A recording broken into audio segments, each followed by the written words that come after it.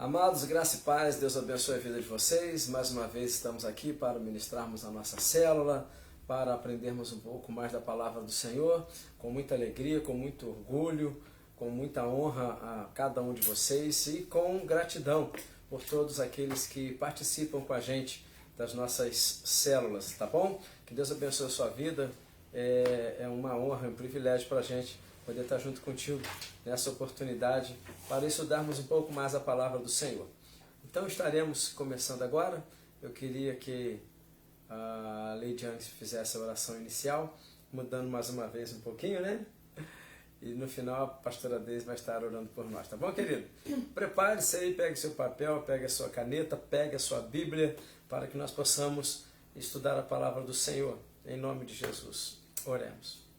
Senhor Deus, nós te agradecemos, Deus, por mais uma oportunidade, Deus, de estar ouvindo a tua palavra, Senhor Deus, de estar aprendendo, Senhor Deus, com o Senhor, aquilo, Deus, que o Senhor deixou para nós, Pai. Nós pedimos, ó Deus, que tudo que for falado, Senhor Deus, aqui hoje, Deus, as pessoas que vão estar vendo, Deus, consigam, Deus, tirar, Senhor Deus, bom proveito, Senhor Deus, dessa palavra, Deus, e estar aplicando, Senhor Deus, isso na vida delas, Pai. No nome de Jesus, Deus, nós pedimos, ó Deus, a tua presença, Deus, em nosso meio, Deus. Agradecemos, ó Deus, por tudo que o Senhor vai fazer, Senhor Deus, desde já, Pai. Nós te agradecemos por tudo, em nome de Jesus, amém. Amém. Amém, em nome de Jesus. Se você pode, abra sua Bíblia. A gente quer falar algo muito interessante nessa oportunidade. Lá em 2 Timóteo, no capítulo 3, no versículo 16. É o que a gente vai estudar nesse tempo. A gente vai estudar a sã doutrina, a palavra de Deus. Por quê? A gente tem aprendido nesses dias que o inimigo ele quer causar dissensão na igreja, ele quer causar divisão no meio do povo, a guerra espiritual que acontece na igreja, no corpo de Cristo. Falamos algumas coisas, né, da divisão, o que gera a divisão, por que gera essa divisão. E hoje a gente vai falar na característica de falsa doutrina. O que o inimigo introduz no nosso meio que fere a verdade como se fosse a própria verdade. Então, o primeiro passo é você ter a base bíblica bem fundamentada no teu coração. Lá em 2 Timóteo, no capítulo 3, diz para a gente no versículo 16 que toda escritura, ela é divinamente inspirada, ou seja, ela é inspirada por Deus, e ela é útil para nos ensinar, ela é útil para nos repreender, ela é útil para nos corrigir e para aplicar educação na justiça. Então, quando a gente vai estudar a palavra do Senhor, a gente vai aplicar a palavra do Senhor nas nossas vidas, e quando a gente está escutando alguém falar sobre a palavra de Deus, nós precisamos ter muito cuidado para aquilo que nós estamos ouvindo. A palavra de Deus fala lá em Atos, né, que existia um povo, o povo bereano, o povo de Bereia. Tudo que Paulo falava, eles iam até os pergaminhos para consolidar aquilo que estava sendo falado, para ratificar aquilo que estava sendo falado. Se não estivesse de acordo com os pergaminhos, obviamente eles não conseguiram isso porque Paulo sempre falava de acordo com a palavra de Deus. Mas se alguma coisa ali ficasse fora do que a palavra de Deus ensina, então aquele ensinamento para eles era considerado como uma falsa doutrina. E Paulo exorta-nos a sermos como eles, né? A termos o cuidado de examinar nas Escrituras tudo aquilo que nós estamos recebendo das pessoas. Não é a pessoa falar em línguas que significa que ela está cheia do Espírito Santo e vai nos dar a palavra da verdade como verdade. Não é a pessoa curar pessoas que vai dar para nós ensinamento que significa que esse ensinamento está na palavra de Deus. O que nos dá a base do ensinamento da sã doutrina é que a palavra ela gera em nós correção, a palavra gera em nós repreensão, a palavra gera em nós ensino e educação justa. Olha só que coisa extraordinária, não é? Tanto que Jesus diz, né, que naquele dia muitos dirão, mas em teu nome expulsamos demônios, em teu nome profetizamos, em teu nome fizemos isso, fizemos aquilo. E o Senhor vai dizer assim, apartai-vos de mim, porque eu não vos conheço. Olha que coisa extraordinária, que coisa interessante. Nós nos apegamos aos dons que as pessoas manifestam. Deus se apega ao estilo de vida daquela pessoa, não é? Não é somente ensinar, mas como está ensinando, não é? E a gente vem vendo, né, crescentemente a inserção de doutrinas que não são bíblicas dentro do corpo, né? Na palavra do Senhor. A gente vai vendo pessoas dizendo, isso não tem nada a ver, aquilo não tem nada a ver, e daqui a pouquinho estamos enxertados do mundo dentro da igreja.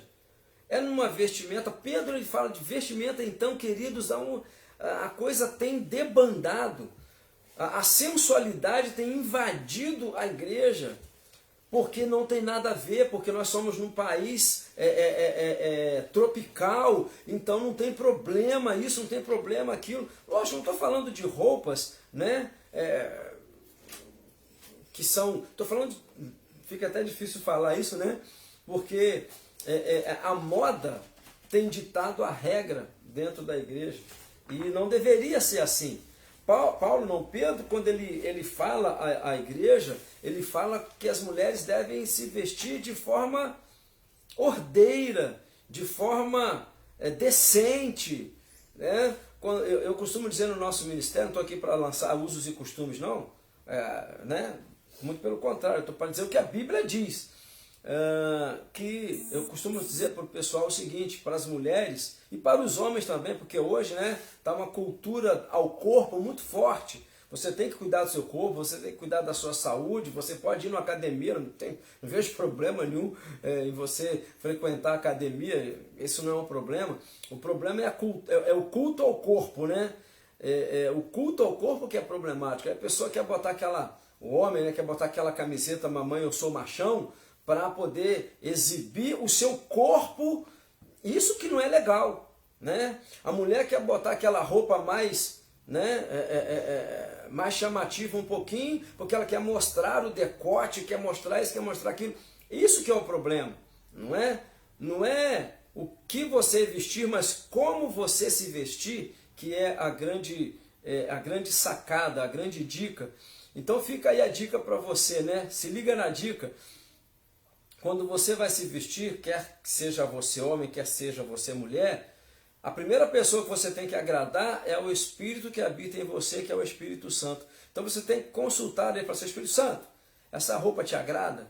Essa roupa diz para ti que eu estou te honrando, que eu estou te valorizando? Porque você está valorizando é o Espírito que habita em você. Uma vez eu fui falar com uma pessoa, né? Da veste dela, e que não estava legal, né? Tava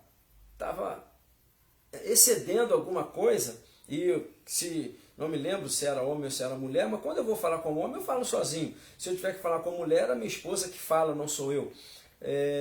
E aí a resposta que a gente teve foi que, mas o meu cônjuge, ele gosta que seja assim.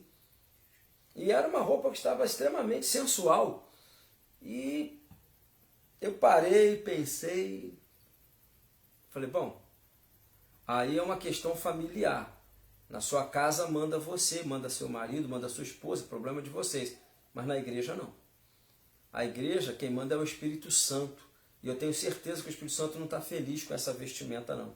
Então, às vezes, nós tomamos por padrão o esposo, tomamos por padrão a esposa, tomamos, né? Pior ainda, eu tenho visto já acontecer isso, pais que querem se vestir iguais aos filhos, né? O filho se tornou padrão para o pai se vestir, para a mãe se vestir, aí ficou pior ainda. Não estou falando de usos e costumes, calma, né? Estou só abrindo um lequezinho aqui para sã doutrina. Querido, um filho não pode determinar a roupa que a mãe vai usar, que o pai vai usar. Imagina adolescente, ditando a regra dentro de casa. É meio esquisito esse negócio, não é? Quem dita a regra, quem dita a moda, é o Espírito Santo. Você não tem que andar, né, sei lá, de outra forma que o Espírito Santo não se agrade. Nem no excesso do mais, nem no excesso do menos. O Espírito Santo, a palavra diz, né, educação na justiça. Ou seja, eu vou fazer uso daquilo que é justo para o Espírito Santo. É a palavra que me ensina. Então nós precisamos, irmãos, tomar cuidado com as coisas que são introduzidas dentro da igreja. Eu estou falando de uma coisa simples que é vestimenta. Mas existem alguns padrões de vocabulários que estão sendo enxertados na igreja que não tem nada a ver. Né? Na minha época, quando a gente fazia seminário teológico, né, os nossos professores não permitiam nem que a gente usasse palavras que são... como é que se fala? Chavões. Não é chavão, não, é gíria. Né? Se eu usasse uma gíria, o meu professor falava assim, está errado. Na hermenêutica não se podia usar gíria. Hoje se usa até determinadas palavras que são de baixo calão. Não são palavrões, mas são palavras de baixo calão. Mas pode. Então a gente tem que tomar cuidado, porque a palavra do Senhor começa a nos ensinar. Então a gente precisa estar na palavra para não ferir a palavra. Jesus ele diz assim lá em Mateus 22, 29, errais em não conhecer as Escrituras e nem o poder de Deus. Em várias questões, o Senhor nos adverte a termos cuidado, que ninguém nos engane. Mateus 13, no versículo 5, diz isso, cuidado, que ninguém vos engane. Então, virão sutilezas, doutrinas que são levadas pelo vento, que Paulo fala isso, que vai nos agradando. Mas nós precisamos ter a palavra do Senhor. E a palavra do Senhor, ela não foi feita para nos agradar. Ela foi feita para nos transformar. Ela foi gerada para nos transformar. Ela foi gerada para nos moldar a Cristo.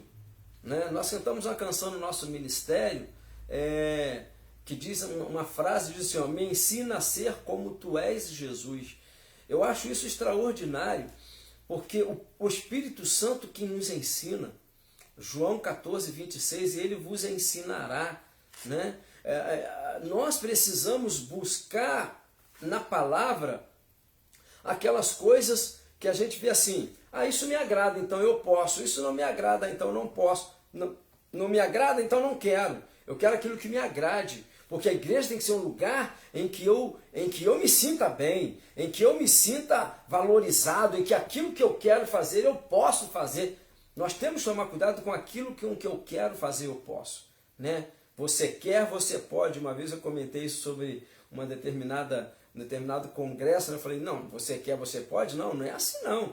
Depois eles querem, né? Aquilo ali é só um chamarisco. Não, o nosso chamarisco não precisa ser algo que não seja verdade, né? A gente precisa estar na verdade.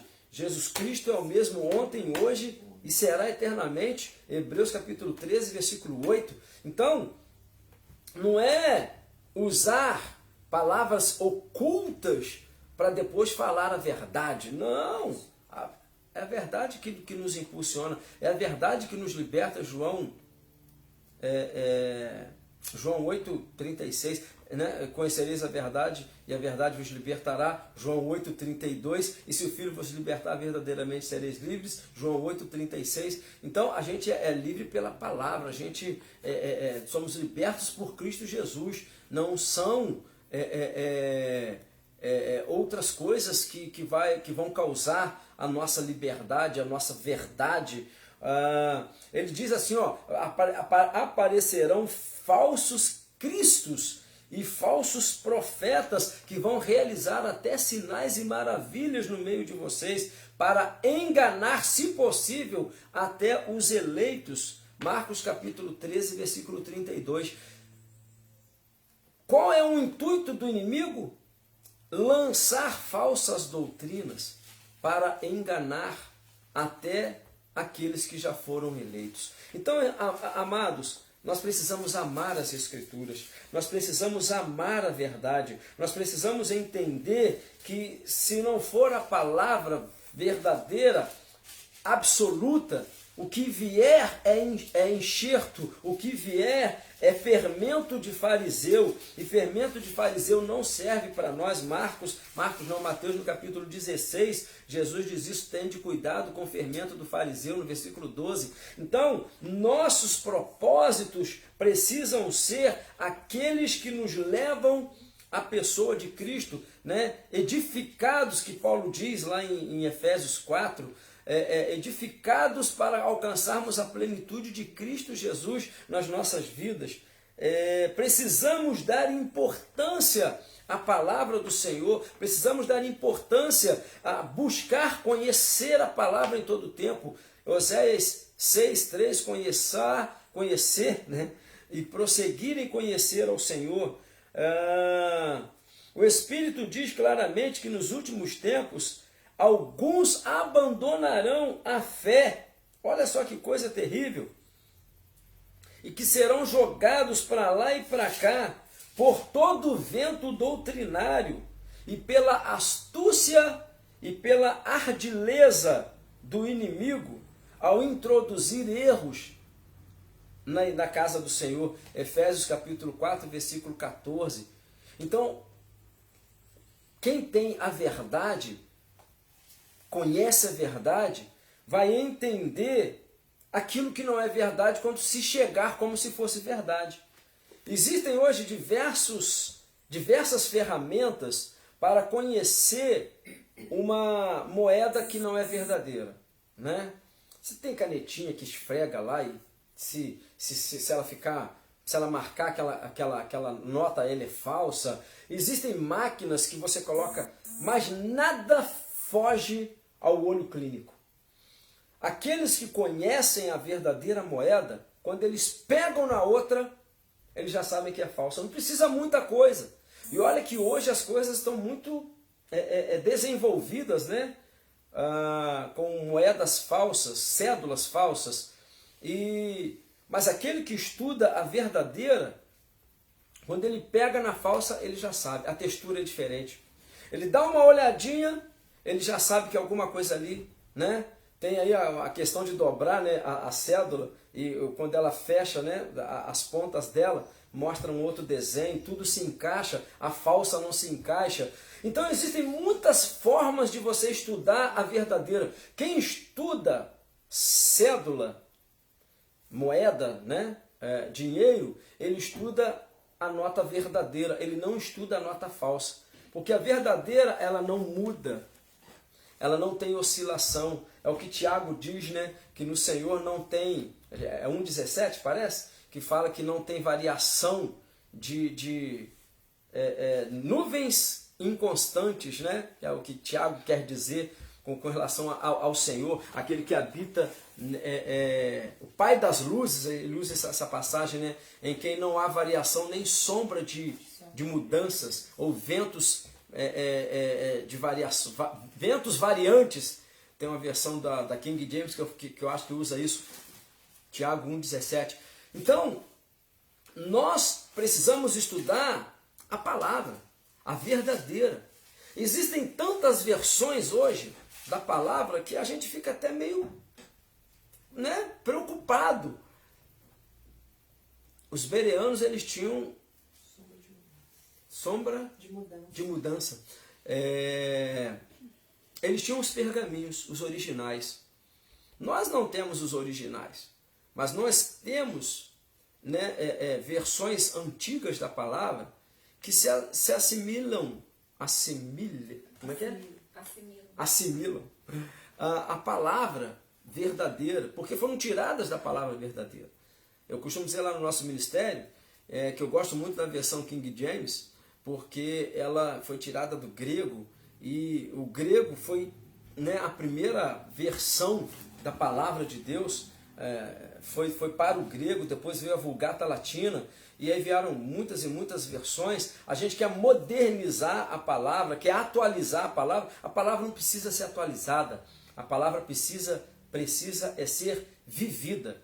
Né? Eu preciso viver o que está escrito ali, eu preciso entender a palavra de Deus na sua essência, a palavra que transforma as nossas vidas. Hoje eu vou ficar só nessa superfície de que você precisa estudar a palavra, que você precisa ter conhecimento da palavra verdadeira para que você não seja levado por ventos doutrinários, não é? Podem existir pensamentos em relação à teologia, pensamentos teológicos, mas quando se fala da base bíblica, aquela que Jesus usa lá em Lucas, né? Eu acho que é o capítulo 7, versículo 48, que diz que ele compara o homem prudente àquele que edificou a sua casa sobre a rocha, e a rocha é Cristo, a rocha é a palavra do Senhor para nós. Então, a rocha ela não muda, os ventos batem, a rocha está ali. Né? Podem passar 100 anos, você vai chegar lá no Pão de Açúcar, você vai encontrar aquele mesmo desenho. Ele não muda, ele não tem variação. E nós precisamos ter um apego à palavra de Deus dessa forma, para que sutilezas não sejam introduzidas e a gente se perca com isso. Eu acho muito legal quando as pessoas falam da busca pelo Espírito Santo. Você não precisa de artifícios. Você precisa de joelho no chão, você precisa de um coração contrito e de uma palavra verdadeira que sai dos seus lábios. Aí o Espírito Santo vem. Você não precisa de uma musiquinha de fundo, você não precisa de um véu, você não precisa de um terno, de uma gravata, você não precisa... você precisa de um coração contrito, de um joelho no chão e de uma palavra que saia da sua boca, que processe a verdade. Muitas vezes, né, a gente, para adorar o Senhor, a gente precisa de uma canção de fundo, a gente precisa de um músico, a gente precisa de um bom louvor. Nada disso. Isso tudo é importante, né? Você vai falar assim para mim, mas Eliseu teve uma hora que a palavra de Deus vir a ele chamou o tangedor. É verdade, ele chamou o tangedor para o fluir, mas foi um momento para Eliseu. Um momento não pode ditar a história. Um momento não pode ditar a regra, não é? Então, a verdade ela é imutável. Para buscar a Deus, você precisa ter um coração contrito. Para receber o Espírito Santo, você precisa abrir o teu coração. E muitas vezes a gente começa a receber alguns ensinamentos. Eu fico maravilhado com John Wesley, né? Porque John Wesley ele deu alguns tópicos, alguns passos para nós chegarmos à santidade, para buscarmos a santidade. E ele diz que essas coisas eram para que a gente criasse um padrão para se chegar, né, não à essência de Deus, mas para que a gente pudesse ter um caminho a seguir para alcançar o santo. Então ele fala de se afastar do mundo e de se aproximar de Deus, mas ele fala também de ser revestido pelo Espírito Santo de Deus, né? O que nós chamamos de metodologias de busca à santidade. É não falar isso, não falar aquilo. São métodos, né? Não agir assim, não agir assado. São métodos para a consagração, para a santificação das nossas vidas. Porque aí sim, nós nos afastando, buscando a sã doutrina, nós buscaremos e alcançaremos a santidade. Pedro, né? 1 Pedro, capítulo 1, versículo 16, ele diz assim: sede santo, como o vosso Deus é santo. Então, para nós sermos santos, nós precisamos aplicar a sã doutrina. E se a sã doutrina, a palavra de Deus, não estiver vivificada dentro de nós, nós não seremos santos. Colossenses 3,16 diz: habite a palavra de Cristo ricamente em vossos corações. Então, querido, é buscar a palavra. O conselho de Deus para Josué, no capítulo 1 de Josué, foi: medita no livro dessa lei dia e noite, noite e dia, para que você possa viver bem e ser próspero em todas as coisas. Capítulo 5, capítulo 1, versículo 5, se não me falha a memória. Então, é a palavra de Deus. Estude a palavra de Deus.